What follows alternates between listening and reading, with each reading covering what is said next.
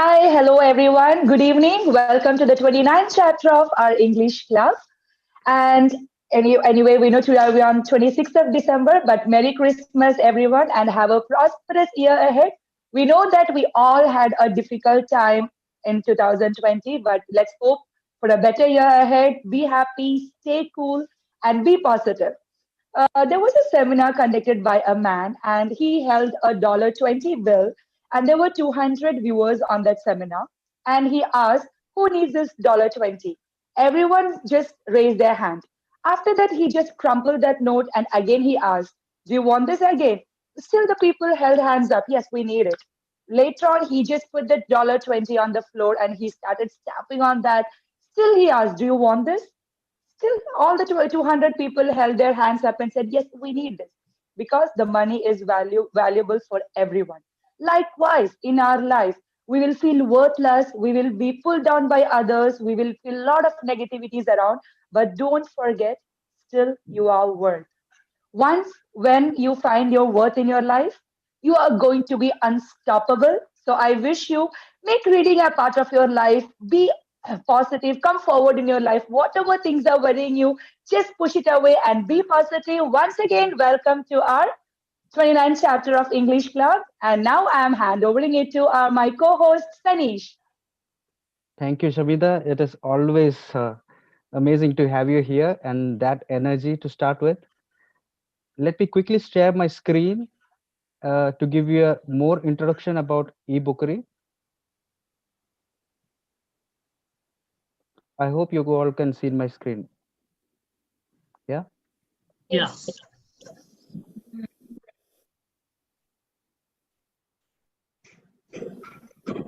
So, what is eBookery? eBookery is a part of Empowerment Talks, and we are a Zoom online club for storytelling and book review.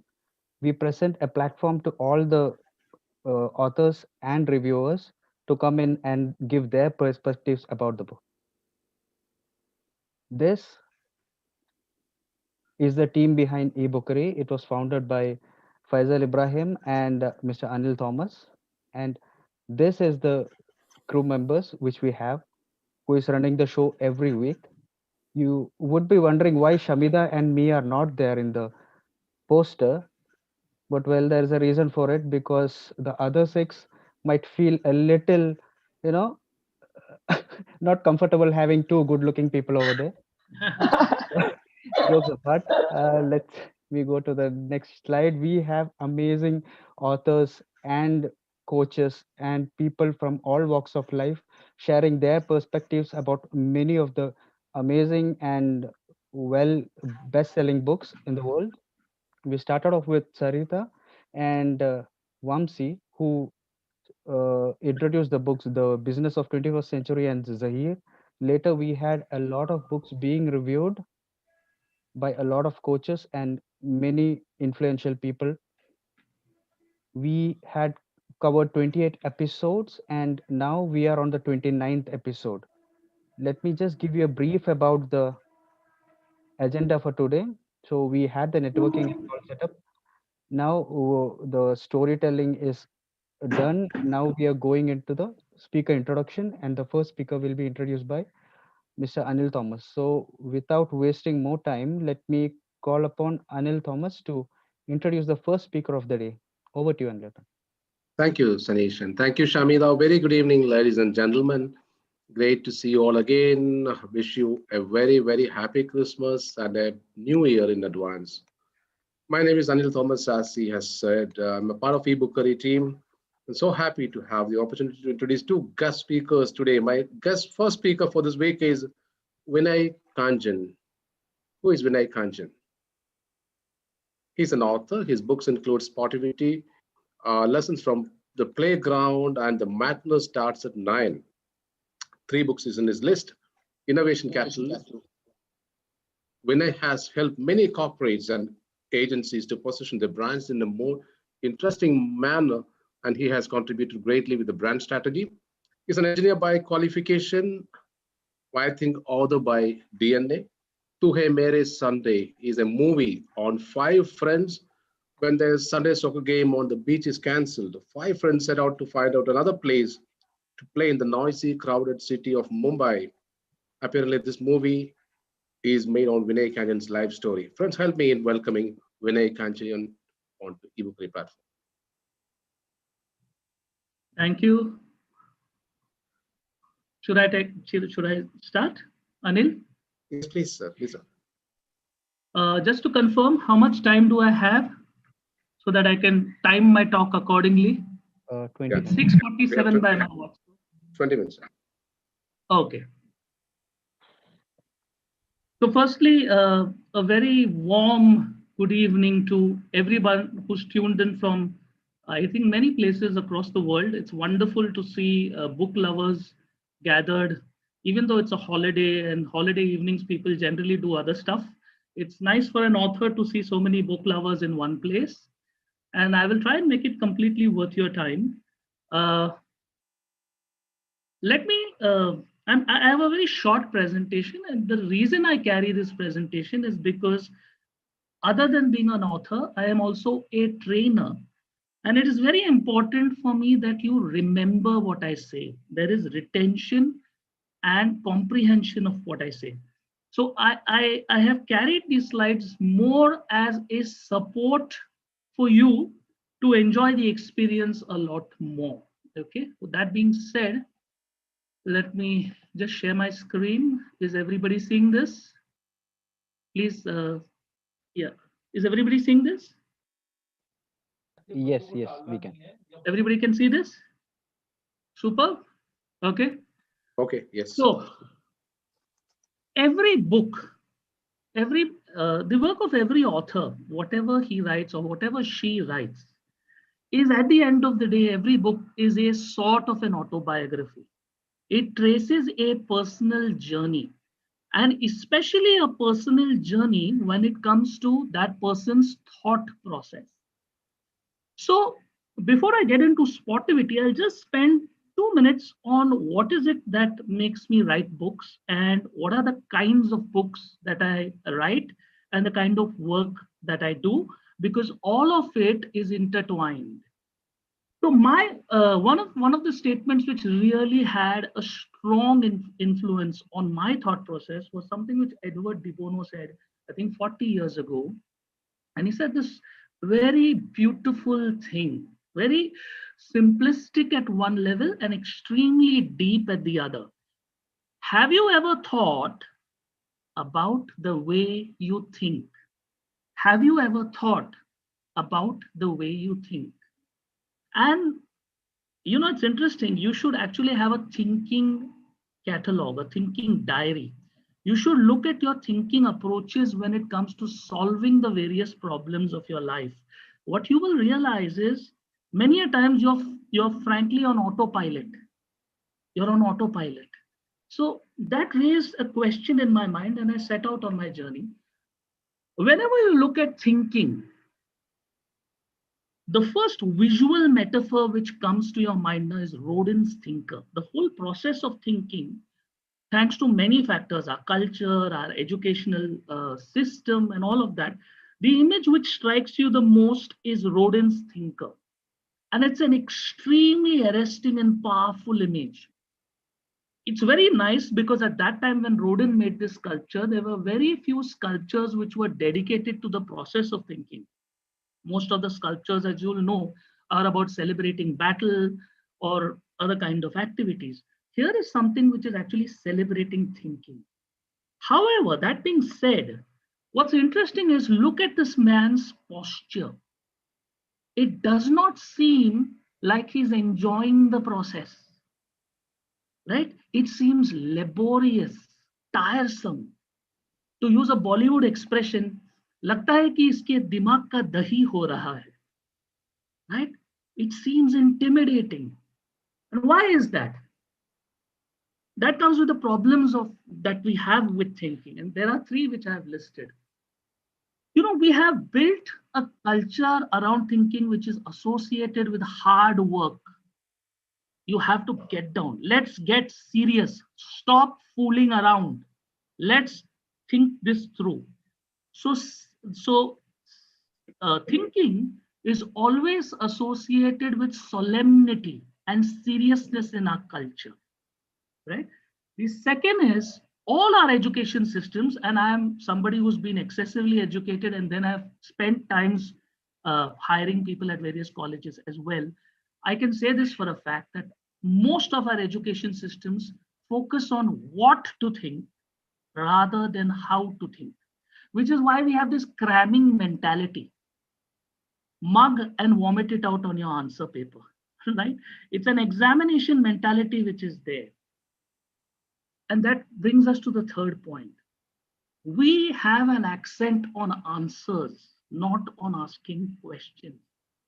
So we have this divine discontent with any sort of problem. So we are looking at what's the answer? What is the answer? What is the answer? However, if you want to become a better thinker, you need to reframe that same situation to, is there a better question that I can ask? This is a fundamental in thinking better. Is there a better question that I can ask? Right? It's a cliche about our way of thinking is we exercise our mind by jumping to answers. Right? And the most common scenario I think at a personal level is when somebody comes to you with a personal problem. All you will do, you will notice yourself doing this, is start giving that person solutions. You will never really hear that person out or try and ask him questions and empathize from his side what his situation or her situation is all about. So these three things played at the back of what I was doing. My endeavor is to change that visual metaphor. In all that I do, I try and change the visual metaphor about thinking in people's minds from rodent sculpture to the laughing Buddha, to laughing Buddha or Buddhai. Because for me, laughter and enlightenment go hand in hand. Laughter and enlightenment go hand in hand. The more you will laugh, the better you will think, the better answers and solutions you will have to your problems. So, what have I done over the last few years? Across 3 books and a host of workshops that I run called Cracking the Da Vinci Code, which is getting anybody to think like a genius, I essentially do 3 things. One, make the process of thinking a whole lot more fun. Two, begin to paint pictures in people's minds. We think better when we think in terms of stories and we think in terms of pictures. So put pictures in people's minds. Even the great Richard Feynman had this Feynman drawing technique wherein you draw the problem that you're facing and inevitably it leads to better answers, right? And the third thing I try and do is everyone has this muted superpower within them. They can all be better thinkers. And if they are better thinkers, their lives will be better. I try and catalyze that within people. So my vision with Sportivity was, let's make thinking the new sport. Let's make thinking the new sport. Let's give people a lot more light bulb moments, especially when they're watching sport. Why sport? So I'm a big fan of what is called the metaphor. Like all management thinking can be traced back to one book from Chinese philosophy, which is The Art of War, which is written by the great Sun Tzu, a Chinese general. Right now, it's a book on military strategy, and yet people see the metaphor it presents for the business world. So metaphors are extremely powerful when it comes to teaching people something, because you take something which is new and relate it to something which is familiar, right? So why sport? I use sport as a metaphor because sport is a great story ground. It's not a playing ground, it's a story ground. Human tales unfold there. You see all kinds of emotion being rendered. Okay. Second important thing, if you see an idea being applied in sport, the results are visible. You can see whether it worked, it didn't work, why it didn't work, what came in the way, things like that. And the third, increasingly, you will see leaders and management experts use sporting metaphors in business language. Let's hit our goals. Okay, let's come together as a team. Let's make a quick start to this year. Let's get up, dust ourselves, and get back in the game. All of this comes from sport. There's already sport imbued in business talk. I just took it one level ahead.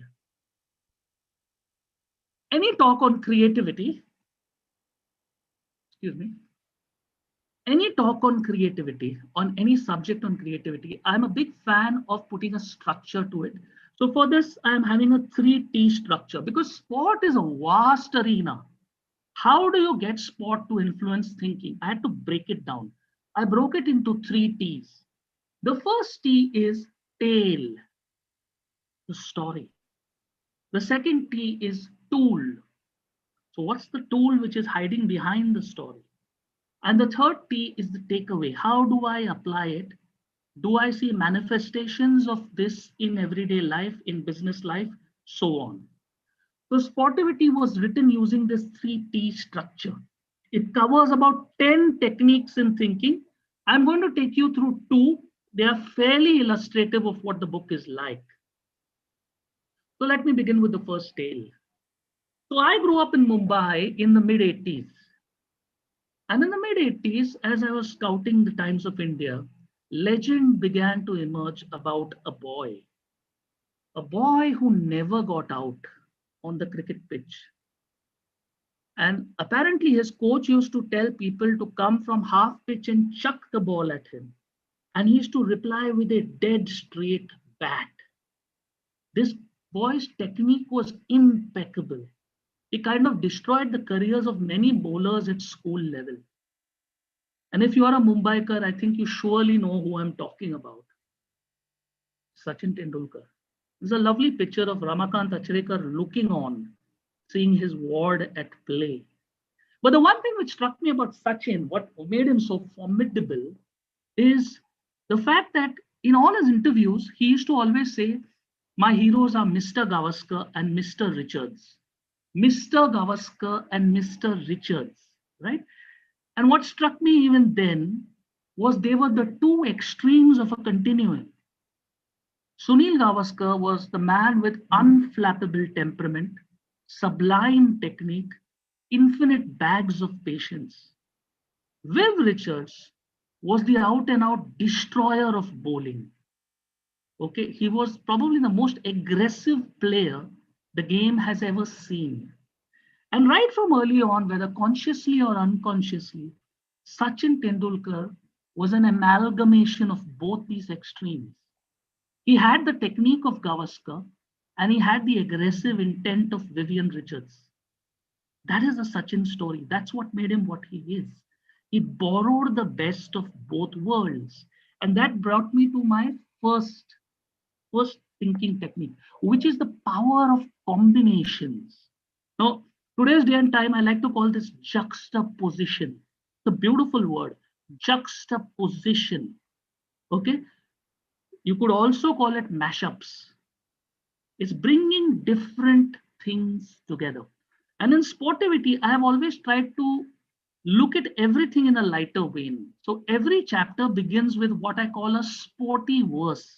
Can I take a thinking technique and apply it to poetry and render it in poetry? So I have 4 lines which begin every chapter and every technique. So the lines which begin the power of combination are bringing random things together. An utterly chaotic recipe can make. Bringing random things together, an utterly chaotic recipe can make. But in that heady and exciting union, magically opens the shining path to take. It just shows when you bring two different things together, the third thing might even be richer. And actually, you see this a lot in modern day life, in modern day business, just to show cases in point. Power yoga. Power yoga comes by taking the spiritual connotations and the wellness connotations of the very Eastern philosophy of yoga and bringing the power element from Western culture into it. Let's make it snappier. Let's make it quicker. Let's add a sense of power and dynamism to it. Beautifully worded also, power yoga, right? Punjabi rap. Punjabi rap. And India, you'll notice, is fabulous for making these kind of mishmashes. Bhel puri should be our unofficial national dish, right?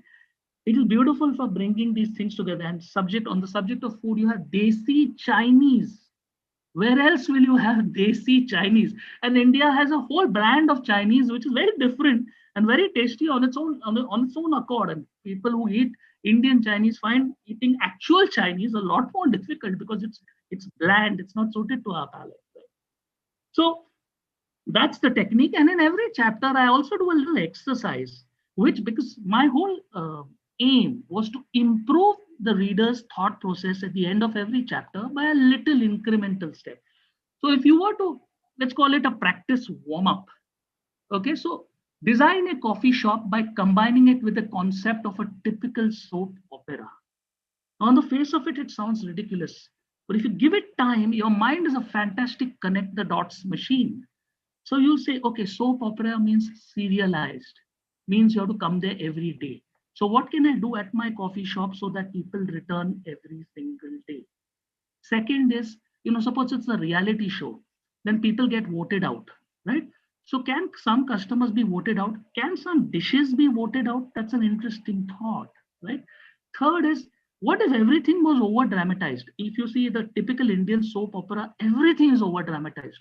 So you go to this shop to have an over dramatized coffee experience, right? Where you have these Hollywood, Bollywood, Nautanki type waiters and bearers coming and announcing your name in that style. So it's a very interesting idea. And it began with nothing. You took a random concept and imposed it on a coffee shop. And you had ideas within 3 minutes. The second technique, so that was the power of combinations. The second technique was the opposites, tracing the opposites. The story here is about one of my idols in sport, Muhammad Ali. And Muhammad Ali had lost his world title in the mid 70s. And he was fighting somebody who was, at that time, the most feared puncher in the world, George Foreman. And George Foreman had beaten or pulverized Joe Frazier, who was another formidable opponent. Foreman was meeting Ali in a fight which is iconic in its own way. It's called Rumble in the Jungle. And Ali actually won the fight using never seen before kind of strategy. For 7 rounds, he did not hit Foreman. He simply ran away. He ducked, he weaved, he taunted, he irritated, but he did not engage him head on. Till Foreman was tired. And before the 8th round started, Ali, at the end of the 7th round, when the bell went, Ali tells Foreman, now it's my turn. And he knocks him out in the 8th round. So exploring the opposite in the same sporty, worse way. Traveling opposite to the norm might seem utterly silly at first. Traveling opposite to the norm might seem utterly silly at first.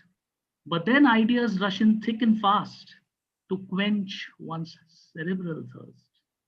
Then ideas rush in quick and fast to quench one's cerebral thirst. In cases in point, it's a very, very, very powerful technique in thinking. Whatever you're thinking, at the opposite end of it will always lie a very powerful idea. Take it from me. Try it in anything. Like you're going to ask your boss for a raise, try and going the opposite way. And look at what you might say. How do you get your boss to give you a raise rather than you demanding a raise of the boss, right? That's very interesting. But 3 cases in point. One of the great ones, I think, is ahimsa, India's idea which got us freedom, because it is so counter-evolutionary. When somebody hits you, your instinct is to hit back. But what if you did the opposite? What kind of psychological impact would it have on the mind of the oppressor? Ahimsa works at those levels.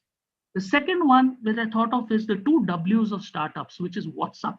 WhatsApp, because it went like no other startup had. It did not advertise. It chose not to advertise. So it went opposite to the norm. And the second is WeWorks. Now WeWorks breaks this thing, this idea that you need a dedicated office space.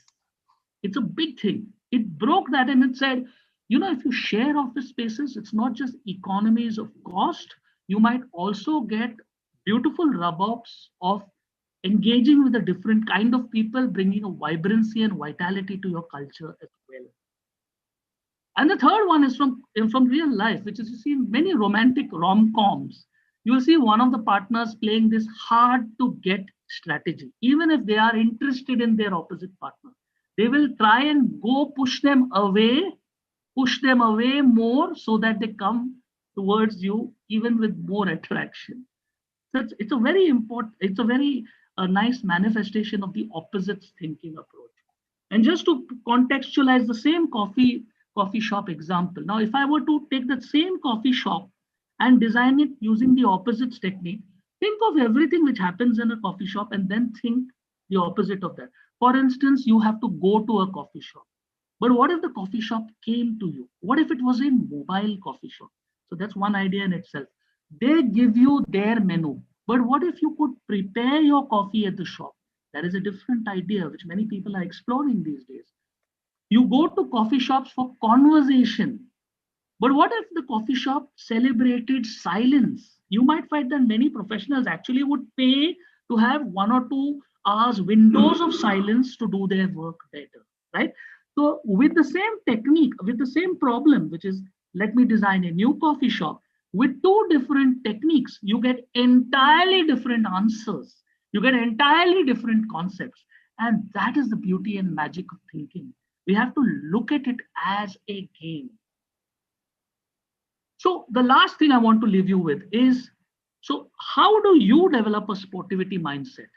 How can you think in the same manner that I've just illustrated? And just taking a cue from the next speaker who's going to come, I'm going to leave you with an atomic tip. An atomic tip. Just one thing. If you do this, you will be a much better thinker no matter what. All of us have experiences.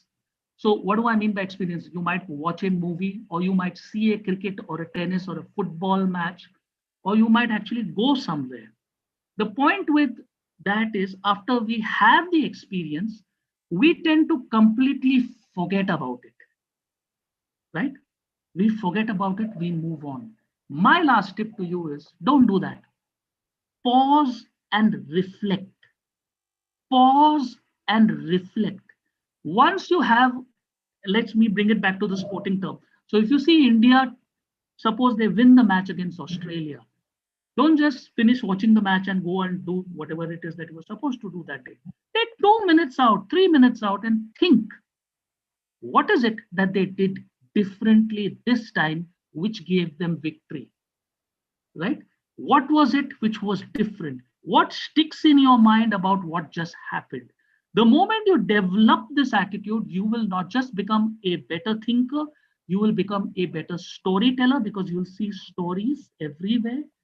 And I think your ideas will be much better. So 20 minutes is a very short time to really capture and whole philosophy and 10 techniques. So I thought I'll, give you a bite-sized kind of sample of what my book was all about. If some of you saw the film which was played, that's the kind of work that I do. And it's all around, getting people to laugh, because I strongly believe that the more you laugh, the better you think, the happier you are. And I think that's a nice cue to end the year on. Whatever it is that is troubling you, find something in that problem that you can laugh at, and the world simply will seem a better place. It was my pleasure having your attention for this much time. Thank you so much. Thank you very much, Mr. Vinay. That was an amazing presentation. And I'm sure everyone is thinking now, when do we start reading the book? Thank you for the amazing So it's presentation. available on Amazon. I can leave the link on the chat if you want. Yeah, it's available on Amazon, Flipkart. Do I take questions now? No, let me just invite someone to give you Yeah, give a sure. short review about the book. Sindhu ma'am. Yeah. Vinay sir, Yeah, stop sharing. first video about humor And that was a very good start, and we all enjoyed the video. And I'm no one to give a review about your review, but some points that I have noted down, that is about your three T's: tail, tool, and takeaway. That was we all. It is said that our right side of the brain produces creative juices. It is always said like that. So we have to get creative every and thinking, reflecting on the thinking, and to connect our experiences together. All that is needed in this era, because just seeing something and forgetting about it, that wouldn't get us anywhere. So we have to think about what we have seen and all the points that you have discussed. And we are definitely, as Sanish said, we are definitely going to read your book, and start thinking in a very humorous way, funny way. Thank Thank you you. for Thank a you very so much. Thank you. Thank you. Okay, we are just a little shooting ahead of time. So what I'll do is I'll take the further questions and review after the second Yeah, speaker yeah, is. sure, sure. No problem. No problem. So let me invite Mr. Anil Thomas again to introduce our second speaker for the day. Oh, Okay, right. Okay, Sanish. So we need to have a more for insight sharing at the end. Let me invite my second speaker for the day, Rohan Roy Taragan, undergraduate researcher, currently working in the area of artificial intelligence, specifically in machine learning and deep learning techniques. Rohan Roy is busy in setting an agenda for future. AI is going to be the way forward. We know it. Rohan is going to unfold the book Atomic Habits. Atomic Habits is a book written by James Clear, which was published in the year 2018. Atomic Habits is a self-help book. Why I like this Atomic Habit? It takes a scientific and logical approach to understand how small habits impact our lives and how developing a few great habits and working on it daily for a long time will lead to higher productivity. Um, Rohan, uh, please be on the eBookery platform. I welcome you on the eBookery platform. Thanks a lot, Mr. Anil. Thanks a lot, Anil sir. And yeah, I'm gonna share my screen. So thank you, everybody. Thanks for this great opportunity. So yes, 20 minutes. I would like to start off by saying 20 minutes is a very short time to review such a great book. But however, let me try to do my justice and justice to this book. Let me try to cover as much as I can. So, as Mr. Anil mentioned, my name is Rohan Roy Tarakan, and I'll be reviewing Atomic Habits, written by James Clear. So, the book starts off with this definition. It's defining the two words, atomic and habits. And what this essentially means, what atomic habits essentially mean, those habits, those are the smallest and the tiniest habits which are embedded in our routine. Sometimes we might not realize them, sometimes we are completely aware of them. But this book is basically to unfold the potential and the impact we can have by being aware of these habits, adding more good habits, getting rid of the bad habits, and changing our whole identity with the help of our habits. So now this is how the book is structured. You have the book is divided into 6 major parts, where you have the fundamentals, the 4 laws of behavior change, and then the advanced tactics. Now, I have also organized my review in a similar fashion, just so that it's more coherent. And in case you guys, the audience wants to purchase the book, they'll be able to recall and follow the same structure. So without any further ado, let me get straight into it. The fundamentals. So now let's see the power of these tiny habits or these small habits that are embedded in our behavior. So James Clear states that habits are the compound interest of self-improvement. So what this basically means is those small habits that we have, they actually compound to, in turn, deliver a huge improvement within ourselves. And we can use these habits to change and improve ourselves. So just to show the power of compounding, James Clear mentions this mathematical representation. And as an engineer, I was, as soon as I saw this maths, I knew I had to include it in the presentation. So this is what this basically states is, for one whole year, Let's say you decide to improve 1% every day. What does that do? At the end of that year, you'll be 37 times better than who you were the previous year. However, this works in the other way too. If you become 1% worse than your previous self, every day for the whole year, you're going to be only 3% as good as you were the last year. So what basically the author is trying to say here is the power of compounding works in both ways, and habits are like a double-edged sword. So now why don't people actually start, improving on themselves and working on themselves and, inculcating those new good habits? So basically, this is one of the reasons James Clear mentioned. So here's a graph which has results versus time. And what normal people think is, we're putting in effort and, this is going on for a few days. We need to see the results. But often it's not this linear relation between results and time. Usually it follows such a curve where beyond a particular point, you don't really see a lot of results. And until this point, there's this valley of disappointment. And this is where most people actually give up because they don't see any results. But however, once you hit this point, where, this is the point where most people call it overnight success or like a breakthrough point. So once you hit that point, then you'll see drastic results in your life. And you see how these habits that you've been practicing for a while, the impact they have in your life. So basically the information on that slide can be summarized as the little drops of water make a mighty ocean. And this is a proverb that we've been hearing since childhood. So even those certain tiny habits in our life, they can really drastically improve us, or we can, if we have a lot of bad habits, that will lead to a much worse much worse version of ourselves. Now, another thing that James Clear focuses on a lot is he encourages the readers to focus on the system and forget about the goals. So let's really understand what this is all about. So goals are about the results you want to achieve, and systems are about the processes that lead to the results. So let's take, for example, you want to publish a book in 1 year. Now, that's your goal, that you want to publish that book. But however, the system is to write that book. And, you could have a system, let's say, writing 1 page a day, or writing, meeting certain milestones. And that is your system. And you need to be focusing on the system more than on the goal.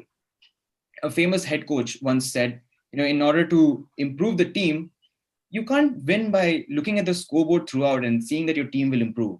But instead, you need to be focused on giving your best performance, and the scoreboard will take care of itself.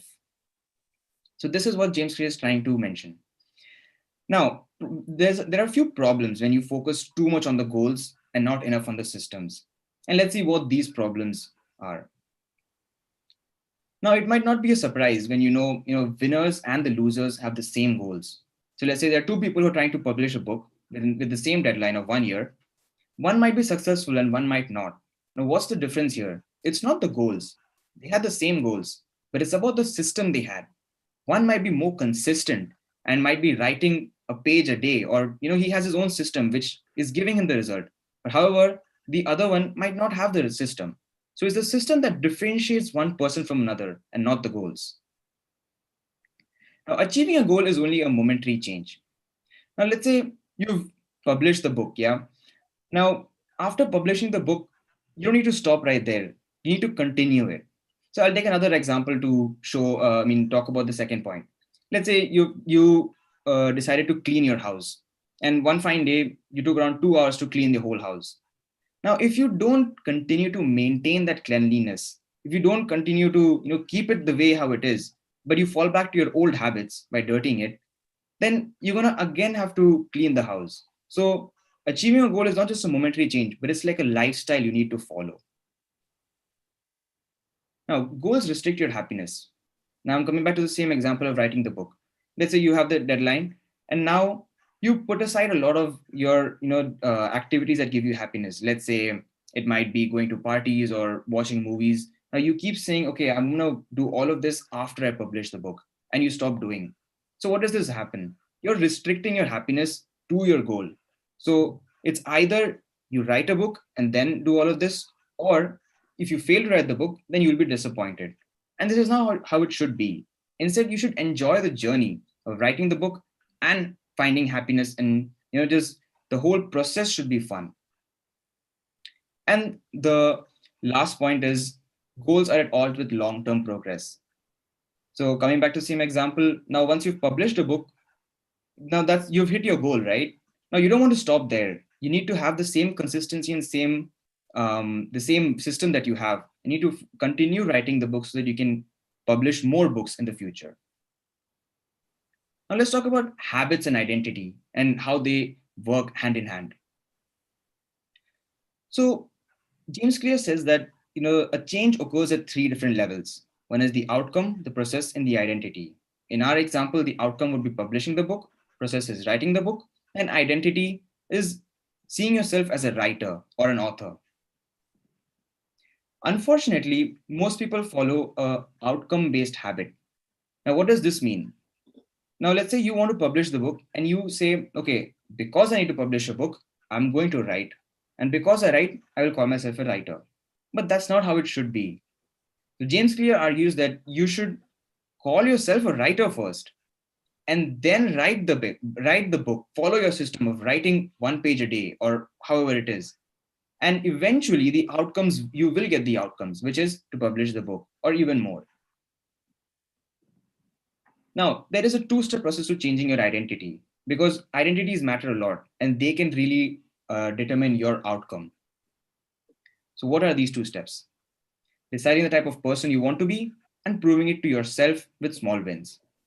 So now I've decided that I want to be a writer and I want to publish a book. Now, every day that I write a page, every time I do something that a writer would do, I am proving it to myself that my identity is of a writer's and I need to consistently write. So what this basically means is, your habits really matter because they help you become the kind of person you wish to be. And this also has a negative effect. So let's say, you stop writing after a while.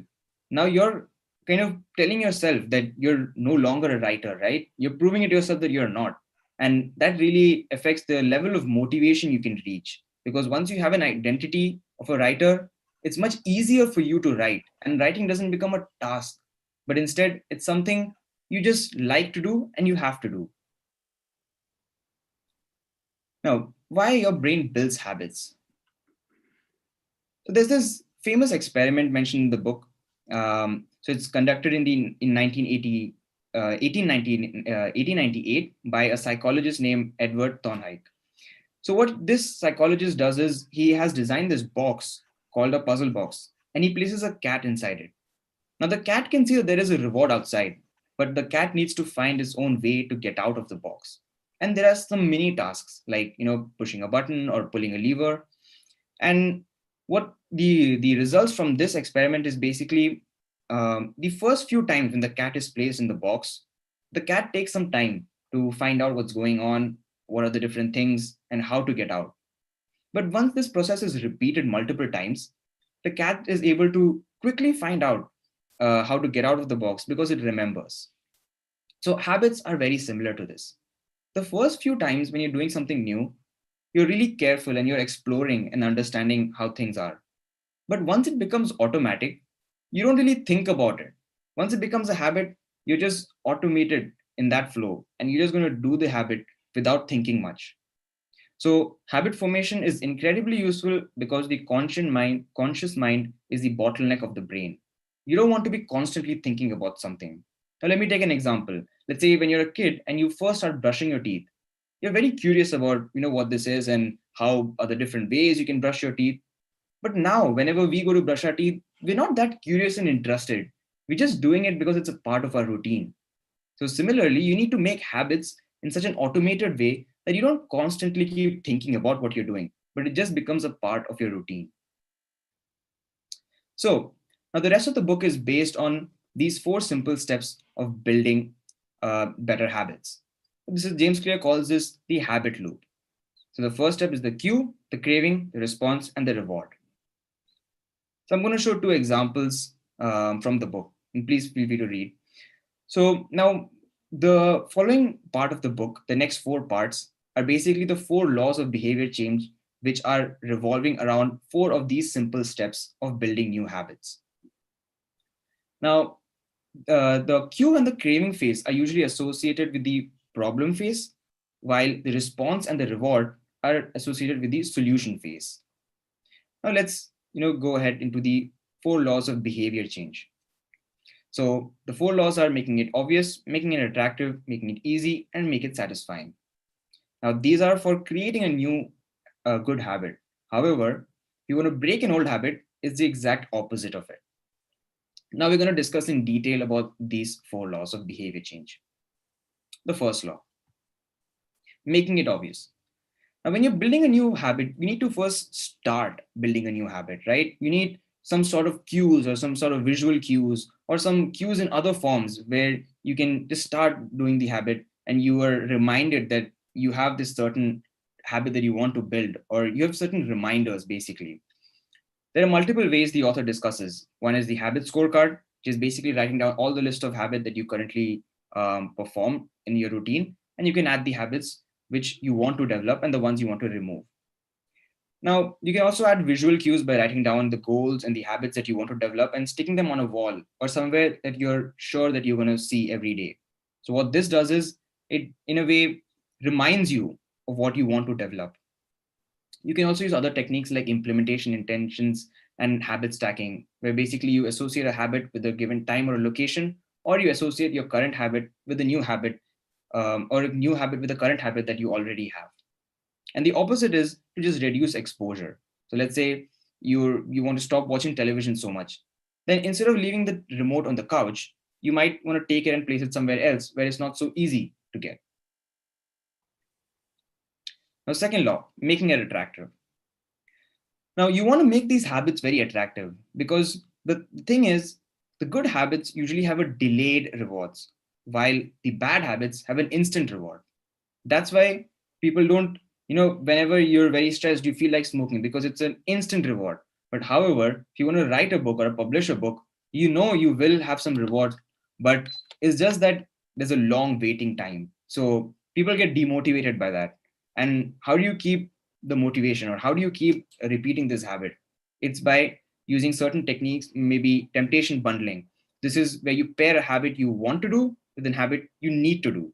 So writing a book is something you need to do, and maybe something you want to do might be watching a TV show. So let's say you promise yourself, I'm going to write 1 page of a book, and then I'll watch 1 episode of the TV show. Also, joining groups where your desired behavior is a normal behavior helps a lot. Now, the opposite of making it attractive to get rid of bad habits would be making the bad habits unattractive. So highlighting the benefits of avoiding your bad habits would, in a way, try to derail you from repeating that same bad habit again and again. Moving on, the third law.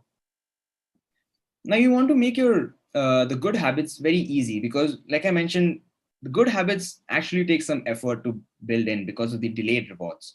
Now you want to reduce the friction between you and the good habit and increase the friction between you and the bad habit, the one you're trying to lose. So there's an interesting rule that the author mentions, which is the 2-minute rule. It's basically, now let's say you want to write a book. What you would do is just 2 minutes in a day spent towards writing your book. Initially when you're trying to develop. So you're making it so easy that you just can't say no. So you take the pen, you start writing, and maybe you just write for 1 minute and you leave the book and you go. So once this process is repeated, after a point of time, you'll realize it's more worth your time that if you continue writing for longer than if you just give up within the first 2 minutes. And that is what the 2-minute rule is.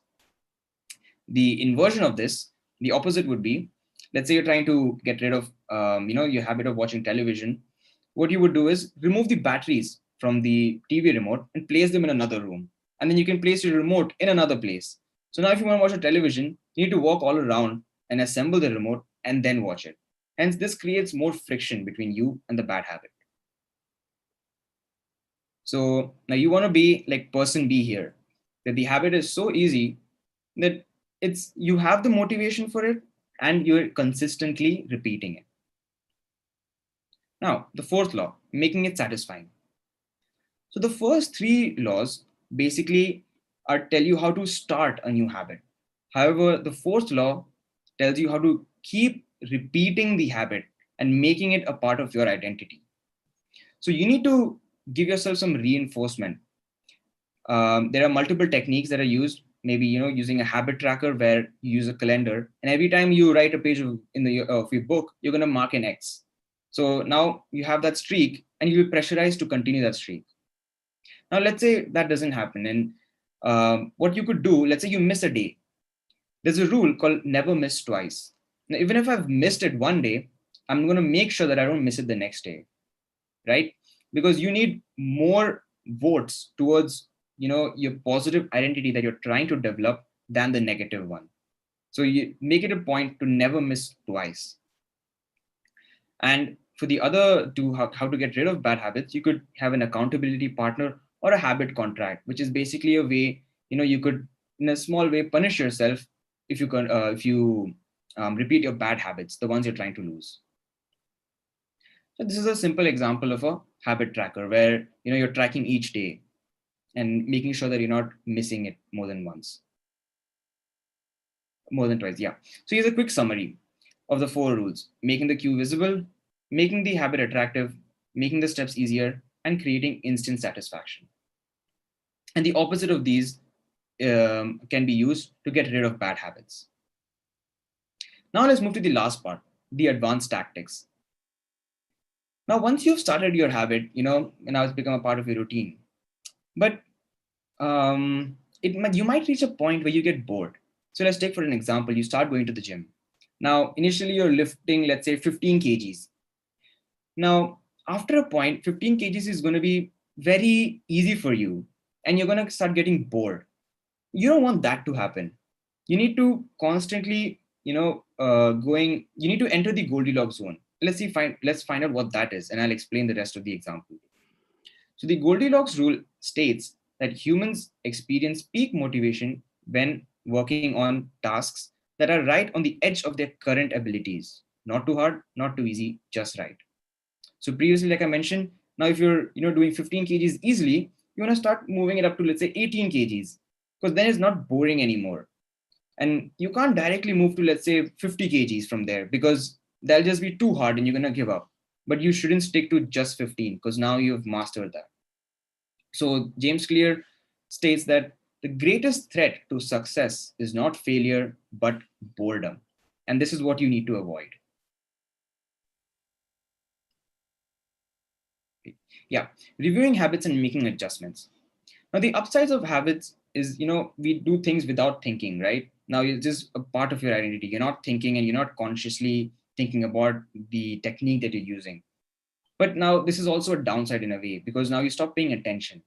So what you need to do over here is have a reflection and a review. It can be quarterly or annually, and you need to really track down what your identity is at that point and make sure that you're heading the right direction you want to, and you're not straying away from it. Also, the tighter we cling to an identity, the harder it becomes to grow beyond it. And this is basically, on this note, the author ends the book. So it's talking about identity crisis, where some soldiers, let's say, they come back after serving a long number of time or a long duration in service. Now, once you're not a soldier anymore, you shouldn't have that identity crisis. Instead of associating yourself or having your identity as a soldier, call yourself a person who is very well disciplined, well organized, and likes to stick to a routine. In this way, your identity is flexible, but however, in the right direction that you want to go. On this note, I would like to conclude with a quote from James Clear himself. The outcomes in your life are the lagging measures of your habits. There are no high performance people, only high performance habits. Thank you.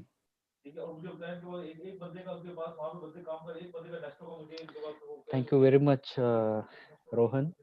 It was an amazing review, nice presentation, very well put, with a lot of examples. And I can see a lot of happy faces here who would be looking at their habits and reviewing them. and trying to inculcate everything in their lives. So I would invite insights from all of you. So who wants to go first? I can see Roy Tharagan sir here. He's very happy today. I would take your review, but after some time. Let me give chance to who wants to go first. Anu ma'am. I can see Anu ma'am here. She was a previous speaker. Hi, Sanish. Hi. Thank you for asking me. I love the both the books, concept of both the books. They are self-help books. Mr. Vinay and Rohan, amazing presentation. And my kind of books, I would say, empowering books, self-help tools. I guess is it a coincidence or did you plan it this way, Anil? I have no idea, because the books are amazing. Like, you know how Rohan said, and there is a very famous quote: "You don't build your future, you build your habit, and your habit build your future." So I guess that's exactly how the second book was, and how Mr. Vinay explained was, have fun, and very rarely we notice or we pay attention to the way we think. And I guess it's a very important aspect. How do we think? It speaks in volumes about what we are and how much we can improve when we just have a small shift in the way we think. Empowering habits, empowering thought process. I guess that's what we are looking for. Lovely. Thank you so much. I'm so glad that I attended this whole session, and I would look forward to read the books. Thank you. Thank you very much, Anu ma'am. Let me invite Pongal ma'am. How are you? Yes, Anish. She is just waiting to give reviews. She was just Yeah. waiting for me to call her. Yes, I was just waiting for you, Sanish. Thank you, actually. I just couldn't resist because the thoughts and the habits. Oh my God, I'm attending after quite some time, and Anil, thank you, Anil, for that repeated reminders and making me come here today. And like it was like more than everything. Actually, generally we say the last part stays in you when it is deeper. So similarly, like Rohan's words are very, very strong. Yes, Rohan, I could see a miniature Roy. That was what I was like so impressed about, the clarity with which you spoke about with the book, actually, the habits. And I was like getting all the more involved because I was able to correlate everything that we've been doing for the past 6 months with the book. So I immediately went to PDF drive, downloaded the book and kept so that I can read it next. Thank you so much. A beautiful presentation and so much clarity in your words. The terminology, the vocabulary, it was not flamboyant at all. So precise and so clear and so deep. Thank you so much. And I just loved it. Thank you so much. Thanks a lot, Pongal ma'am. Thanks for your kind words. Pleasure. Thank you, Pongal ma'am. I would invite, I can see Guna sir here. Yes. Yeah, just Our powerful phoenixes are here, I believe, isn't it, Guna? Yes. I seen that name, Rohan Roy Tharagan. Then immediately I thought I should attend this review. Then I also felt that all successful people have only one thing special, that is habits. Except habits, they don't have anything special. We have the same 24 of us. And this is what this book says. And your presentation is awesome, Rohan. And I liked it very much because almost I could see a small little Roy in that. Not only that, you have your own signature tunes and beautiful. And the last slide was the classic of the entire book. Normally, I read a lot of books. I download, and because in my own classmates itself, my group, they say you are a librarian or something like that. So, but this book also I have, but I have not read. But this, you are told everything that contained in the book.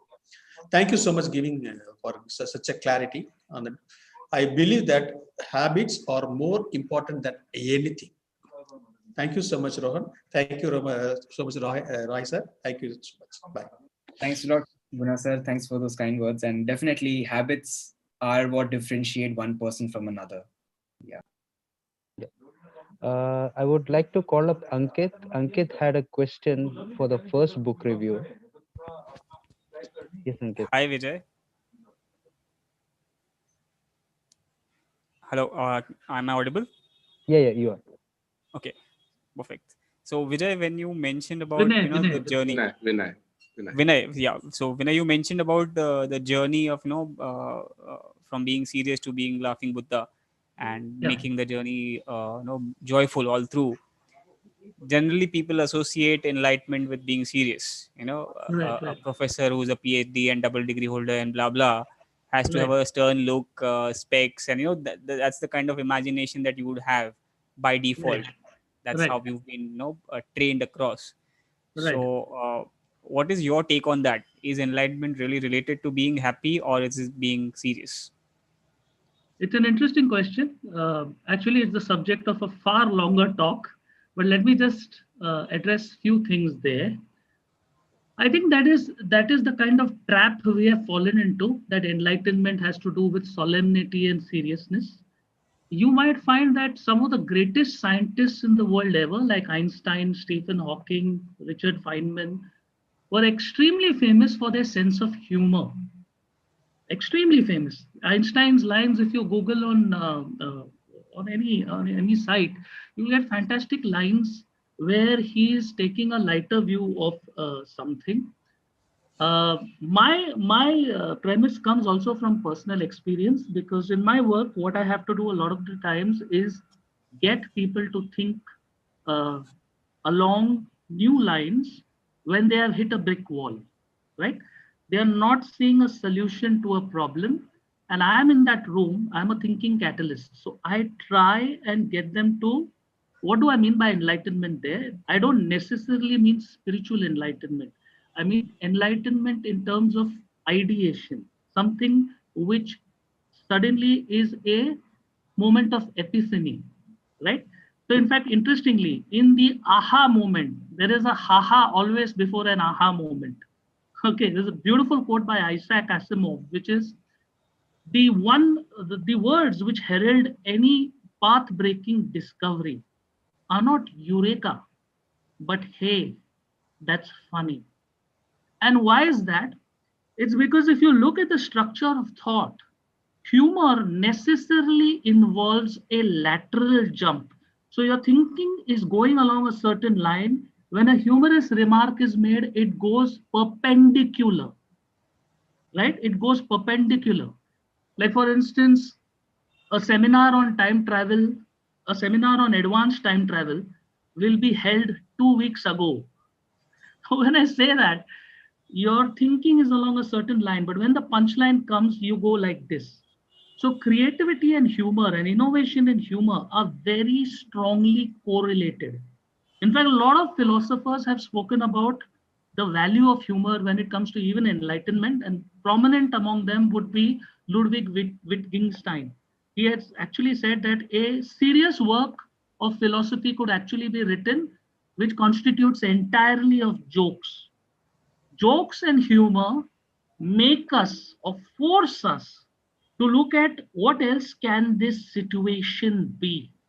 It, instead of going around the expected path, it forces you to jump into another lane. That's how humor works. That's why humor needs to be welcomed a lot more in thinking forums, and that's the kind of journey I'm living right now. Okay. Thank you. Thank you for that. Sure.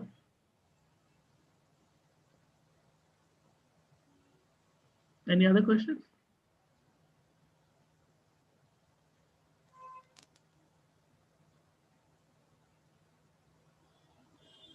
I Sunny, just you're left on a mute. sorry. I just left a link of my two books in the comments section. Sorry, go on. Two of my books. There are Yeah, three. yeah. Rolly ma'am, if you could give your insights on the two books. Thank you so much for having me here. I really loved the book reviews, both the love reviews. They were very informative, especially Vinay sir. I'm so impressed by the way you took us through your session. It was so powerful, and especially the way you told us about the power of surrendering and getting into the flow, adding humor. Thank you. No, it is actually consciously trying to imbibe humor in your daily life is like taking off from Rohan's speech is one atomic habit you must attempt, because whether you're good at it or not does not matter. Practice makes you better. No stand-up comedian in the world was funny from the first day. So over time they became funny. So what it does for you is it definitely makes your thinking richer. Little bit. Can you hear me? I can hear you, but there's some background. Yeah, I think her network was poor. Okay, now okay? Yeah. Yeah. So what I was saying is inculcating humor on a daily basis, even if it begins first at very poor attempts. As you go, it's like any habit. The more you do it, the better you get at it. And the better you get at it, the better your thinking will get. So trying to explore the funny side works on many levels. It's a mood uplifter. It helps you think better. Most importantly, it's fantastic way to bond with people.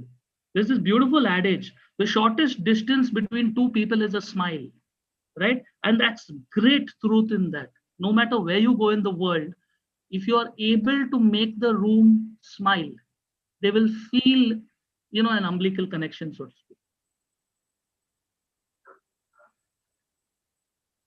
Thank you, Mr. Vinay, for sharing that. Let me invite Mr. Roy again. How did you find our session today? I think, yeah, both the books were amazing, Sanish. And I must say that it is also come at a very right time, probably as we end the year and we introspect what we achieved or, where we went right and wrong during this course of 2020. And also when we plan our 2021. So it's a well-timed session. Both the books, amazing. I mean, I can say Mr. Vinay, when he presented, one big takeaway is when we try to design our life and we become into developing new habits, trying to create a lot of things, and many a times we do not enjoy that whole journey. And that's where, the humor, enjoy the journey of and have fun and create something new in us. Because a lot of people give up, not because of, one is the boredom, as we say, or it becomes too serious. And at some point of time, motivation only takes us to a certain distance. At some point of time, we get, listen to seminar, talk, read a book, watch somebody and immediately take a decision, jump in. And in 3 days, in 7 days, you lose it, right? And the motivation is gone. But then it's all about, as it is said in the Atomic Habits, being consistent, taking small step, and they just improving our life by 1%. And that's about that self-discipline. So if you can really work scientifically in a structured, systematic way, and just do 1% improvement, I think that when we again meet up end of 2021, I think all of us and anybody who follows would be a completely a new creation, a new person altogether. So I would say both these books or the concepts behind both these books is something which all of us who are trying to design our own life, especially scientifically, but can also do it in a fun way. And we should read both these books. I mean, great session. I'm so happy after a few days. I mean, maybe I missed few sessions, Bookery, but absolutely well-timed, very good two presentations. And personally for me, I mean, Rohan being my son, I think I would just say I'm so happy that he read this book. I'm saying it will make a huge impact to him in his rest of course of his life. Great. Thank you, Sanish. Over to you and Anil. Thank you, Mr. Roy. I would like to invite George Stephen. I have sent you a prompt, George. If you can. Yeah. How did you find so after a long time, only I attended it, and I got to. I could attend only the second one. The first half I was a bit busy, and Again, thanks a lot to Mr. Rohan Ruitharagan for the good book review. And I've read the book in the past, and one of the main concepts which mm, I felt good was forget about goals and focus on systems instead, because goals are really good for setting the direction, but systems are best for making progress. And the goal doesn't differentiate between the winner or the loser, but is the system which does. And that was something so great. And also the book also talks about identity change is the true mark of true mark of habit change, and that's also thought-provoking. Thank you. Thank you, George. And our sessions are never complete without taking the insight sharing from Mr. Major Narayanan. So I would invite Mr. Major Narayanan, if you are available. I have sent you a prompt. Yeah. Yeah. Am I audible? Yes, yes, sir. Okay, fine. It's a phenomenal meeting, I should say. Both the reviewers, one happened to be the author himself, had a lot of takeaways on this book. Especially the first one, when he was able to go through the different aspects, the nuances of understanding of the book. It started from thinking, the power of thinking, design thinking, creativity. And what I particularly liked was the way he was able to handle metaphors. And he said, he also quoted the Art of War, Sun Tzu. And he said about the structure of how a particular person can speak using the 3 T's, the tail, the tools, and the takeaways. Very, very useful for budding speakers like me. And he also had a lot of anecdotes, starting from Ramakant Achrekar, amalgamation of the power of Vivian Richards and the stoicity or the rock-like steadfastness of Sunil Gavaskar, how Sachin Tendulkar was able to have a sort of hybrid between both this phenomenal batsmen. That is called you rightly called as the power of combination. So how a person can blend and take the best of two different polar opposites of two different phenomena. And you also brought the importance of what is called the juxtaposition. How two seemingly different things, random things, how they are able to meld together. And you brought out a very phenomenal success story in Muhammad Ali, and the way he was able to outclass Foreman. Truly spectacular, I should say. Your book is laced with so many anecdotes, all powerful, each one as unique as other. So my heart longs to buy the book. I'll certainly buy it through Amazon, and I'll get in touch with you. One. Secondly, about Atomic Habits by James Clear. It is said that first we form habits, and then habits form us. So power of habits, you slowly started taking us through the paces. You started taking us through the ropes, I should say. The basics are how one forms habit, and slowly what are the pitfalls of the flip side of a habit, and what are the upside of a habit, how to get away, the 4 important laws and all. Both the books I found a lot of powerful takeaways, which can very easily be applied. It is not rocket science. Without you had successfully cut down the frills and jargons of the terminologies contained in these 2 books. And you said about your that is the end quote is too good. There are no high performing people. There are only high performing habits. True, I should say. The power of habits. And you also made a mention about Schrodinger's cat. We learned from psychology how a cat is being formed, the habits is being formed.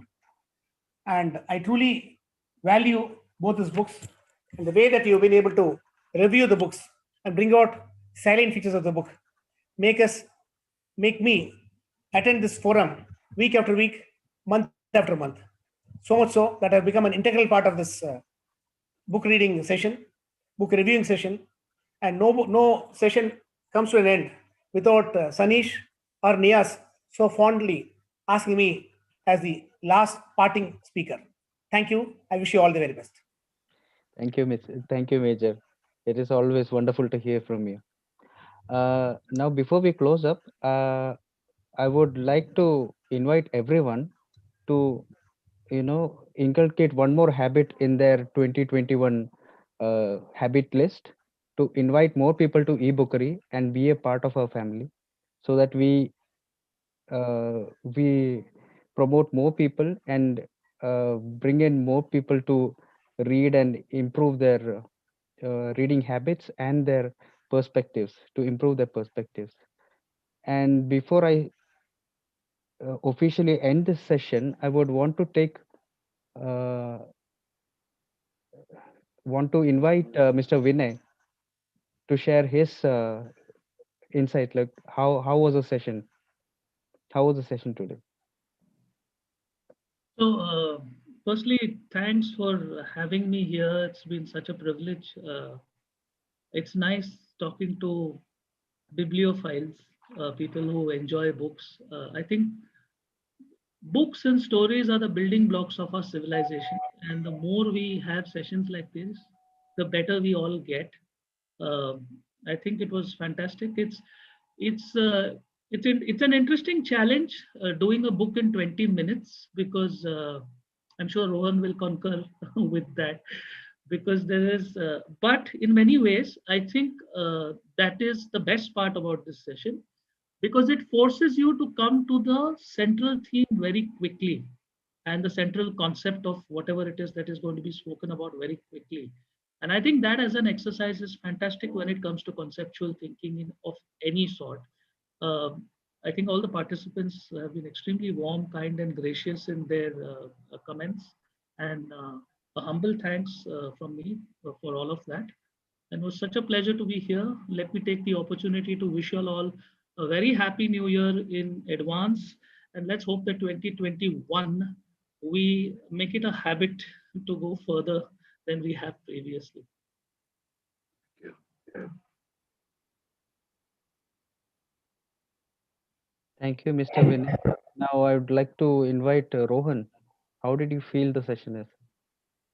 This was definitely a great session. So I think it's not my first time. I've attended a few more e-bookery shows in the past, and it's very fascinating to see the authors themselves come and tell us about the behind the scenes while they were writing the book. What are the different thoughts they had, and give us a review of the overall book. So I mean, it's best to hear it from the author directly, because you can understand a lot more about the book than having someone else review the book.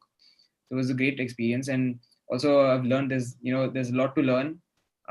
So I should be more regular and attend the e-bookery shows, and probably in the future, we once have got some good habits and have really mastered something, I could come back again and present another book and see how it goes. Yeah.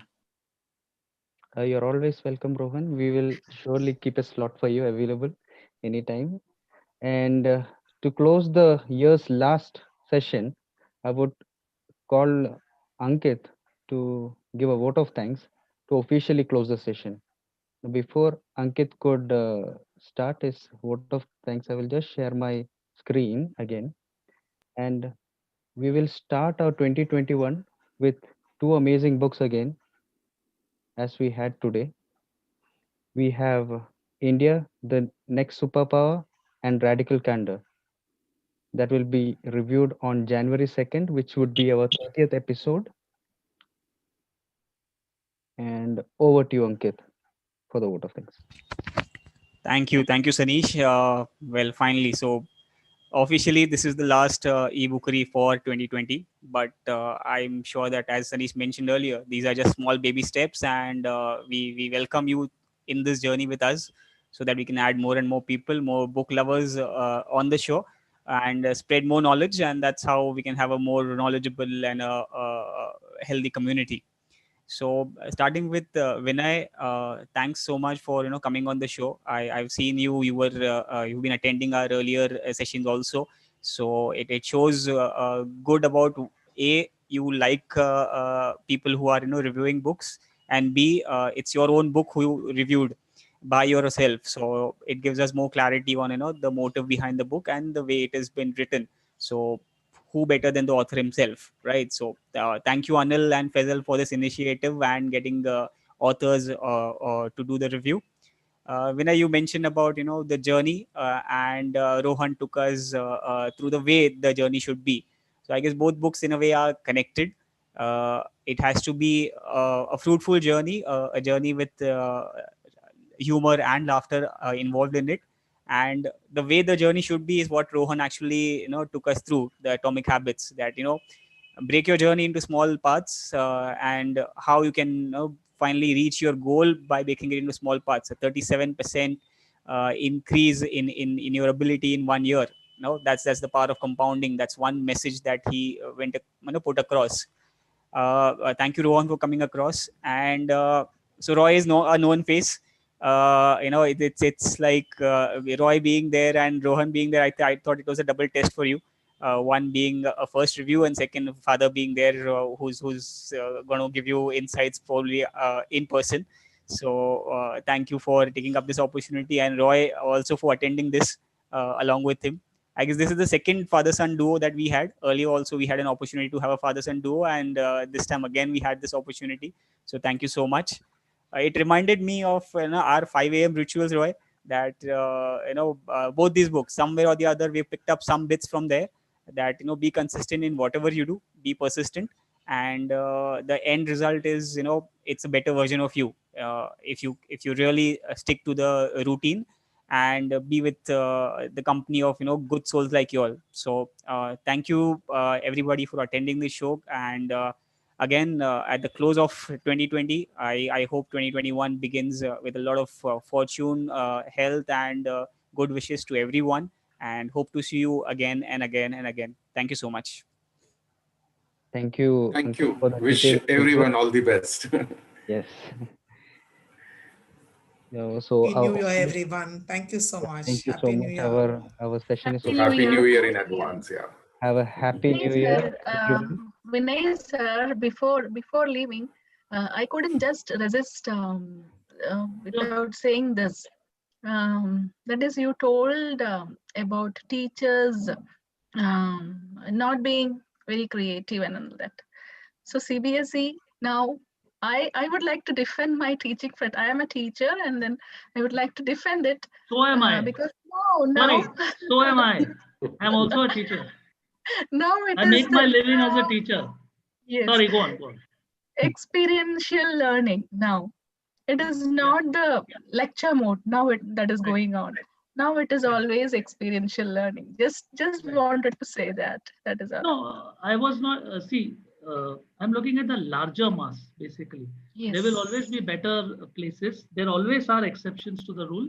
But as if you cast your mind largely, and I do this because I also interview people for selection processes for management colleges in the country. So I can see this on the other side of the table in the manner in which they are. So sure, there will be exceptions like you who will make a difference in the classroom, and kudos to you for doing that. But students like that. Yeah, they should. They will. Yes. Absolutely will. Thank you. We are not accepted unless we proclaim that. Actually, we are not accepted by students nowadays. Earlier days, our days, we accepted teacher just for that they are teachers. But right now, unless you proclaim that in your words and your deeds, children do not accept you as a teacher. You do not get that respect at all. Absolutely. So definitely, today's teaching is really challenging, and we are up to it. Very good.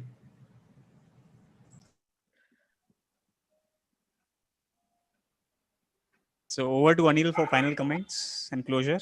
No, I'm thank you, Ankit. Perfect. You've done it. You've finished it. Concluded it. Yeah. Sanish, you want to add anything more? No. Yeah. We can close the session officially. One more reminder, please do join us in 2021 with more of your friends, more of your family, and more of the book lovers. And whoever who doesn't love to read book, call them even. I think Rohan is speaking something. I can't hear him. No, I think he's on mute. No. I was just talking to my dad who came here. Okay. Maybe you can close the YouTube. Yeah. Thank you, Vinay sir. Thank you, Rohan. Okay, I'll catch.